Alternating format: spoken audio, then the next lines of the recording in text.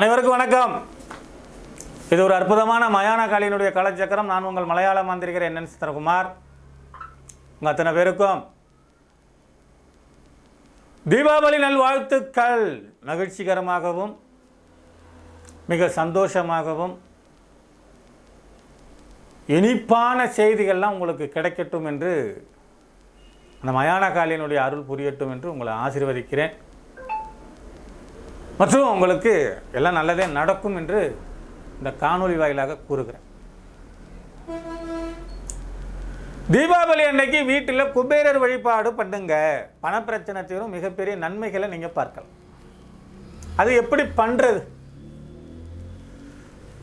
Night பலகாரமெல்லாம் செஞ்சாச்சு, காலையில் எண்ணெய் தேய்ச்சி குளிச்சாச்சு, எல்லாம் பண்ணியாச்சு. கொஞ்சம் டயர்டாக தான் இருக்கும். ஒரு 8 மணிக்கெல்லாம் ஆரம்பிக்கலாம் அந்த பூஜை. ஆனால் சக்கரை பொங்கல் கொஞ்சம் வைங்க. இது இந்த தீபாவளிக்கு பண்ணினீங்கன்னா அடுத்த தீபாவளிக்கெல்லாம் வேறு லெவலில் இருப்பீங்க. உண்மையிலே இதெல்லாம் நான் நிறைய பேருக்கு சொல்லி நானும் இதை பண்ணுறேன். நல்லா இருக்கு. என்னுடைய குருஜி சொல்லி கொடுத்த விஷயம். சக்கரை பொங்கல் வைக்கணும்.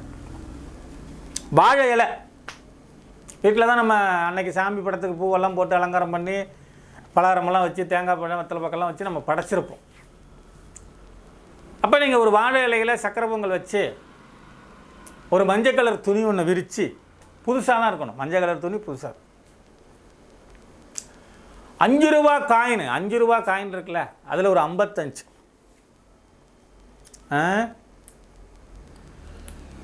காயின்.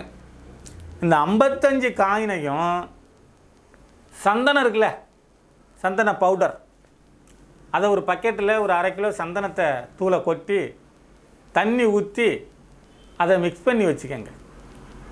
ஒரு தண்ணி கொஞ்சம் கெட்டியாக பச்சை மாவு அளவுக்கு. இந்த 55 காயினையும் அந்த சந்தன பேஸ்ட் அந்த தண்ணிக்குள்ளே போடுங்க. போட்டு ஒரு 1 மணி நேரம் 2 மணி நேரம் ஊறட்டும். ஊறினத்துக்கு பிறகு ஒரு வாழை இலை போட்டு அந்த வாழை இலையில் சக்கரை பொங்கல் வச்சு எதிர்த்த மாதிரி ஒரு மஞ்சள் கலர் துணி போட்டு அதில் கொஞ்சம் போல் கருப்பு கொண்டக்கடலை, இந்த 55 ரூபா காயின் அதெல்லாம் வச்சு தூப தீபமெல்லாம் காமிச்சு வெத்தலைப்பாக்கு தேங்காய் பழமெல்லாம் வச்சு தாமரை பூவு 11 வேணுங்க. அதுதான் மெயின். தாமரைப்பூ வேணும். 11 தாமரைப்பூ வைக்கணும். சரியா? 11 தாமரைப்பூ வச்சு குபேரரே நமக குபேரரே நமக குபேரரே நமக குபேரரே நமக குபேரரே நமக குபேரரே நமக இப்படி மந்திர உச்சாரணம் பண்ண ஒரு 108 தடவை.